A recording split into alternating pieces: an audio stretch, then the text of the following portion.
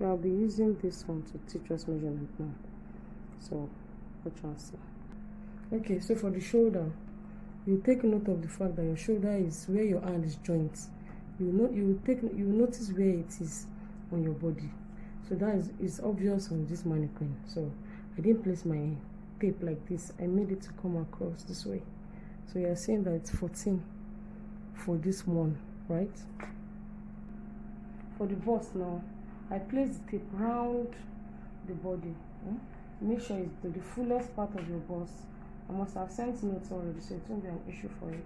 So this is 38 for the bust. I seen that. Then your waist. See where I put this tape hole, the thinnest part of your waist. That's what you measure for your waist, and I like to call it waist for blouse. Okay, so I can see the waist is 25.5. If you like your dress to be free on you, you can decide to make it a bit free. So this is the waist for the blouse. The waist for the skirt, where you usually wear your skirt. Some people still wear their skirt to on their just this position. Some people bring it down a bit. So that's where I will mean by your waist for skirt. So you just take it down around where you usually put. Some is on their navel. See that? So now shoulder, where I say shoulder to. Okay, so if I say shoulder to the bust point, see where you're going to place your tape. Where this your neck ends. I see it. This point, where it ends, this point, right? So see where I placed it. So for this one, shoulder to bust point, this is where I call the bust point, is 10. Then I like to continue it. I don't want to disconnect the tape. I'll just, for the shoulder to under bust, you have 14.5. Are you saying that? It may not happen the same way for some people. Their breast may not be like this. Just follow the direction of the tape. Then for the shoulder to upper bust, that should be 6 for chest area. You see that? So I'll continue it like this. You see the half length, shoulder to waist half length. This one is 19 points. This is 19. Shoulder to navel here. See the navel. Shoulder to navel here is 20. See that? Then shoulder to hip points, where we measured. Okay, we've not measured the hip. Okay, so for the hip area, the fullest part of your hip, you can take your tape around till you get the fullest part. So for this one now, I think it's hip area is giving me 38. See the fullest part, that's 38. So for bust point to bust point, I have to see that nipple to nipple, bust point to bust point, that is bust span. This is what I call the bust span. That is 8 inches, right? Then the upper bust circumference is like this upper part, like the chest area, measure it round. Then the under bust circumference bra ends. You still measure the length of the shoulder to under bust. I think, okay, yeah, I've done that. So that is it here. Are you seeing it? That's just how you measure it.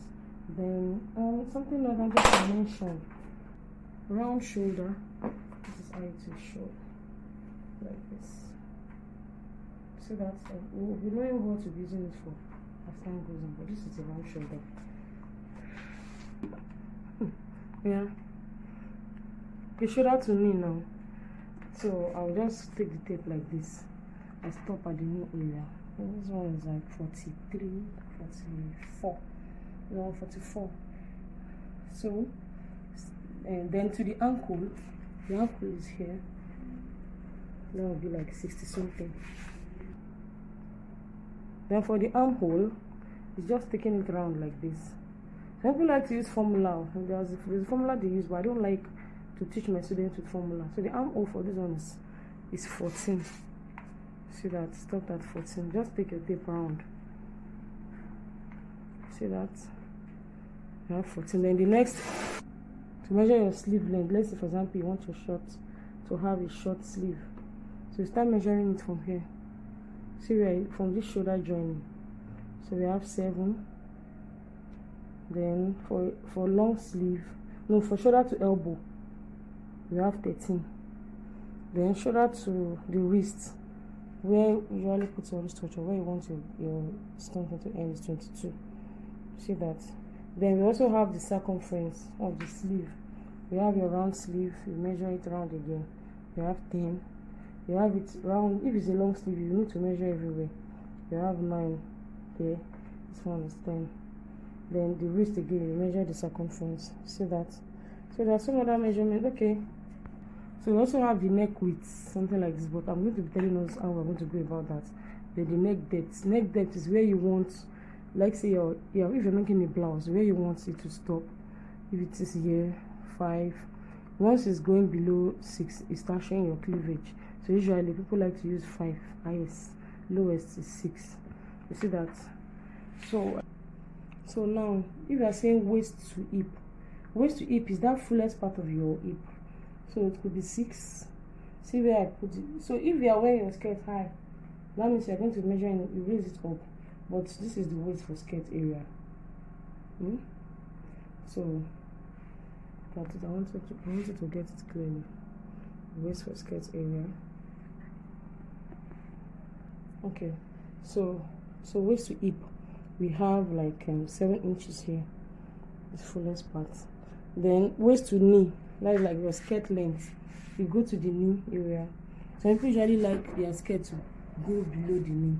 So you have maybe 27. Then to the ankle also, waist to ankle. So you can just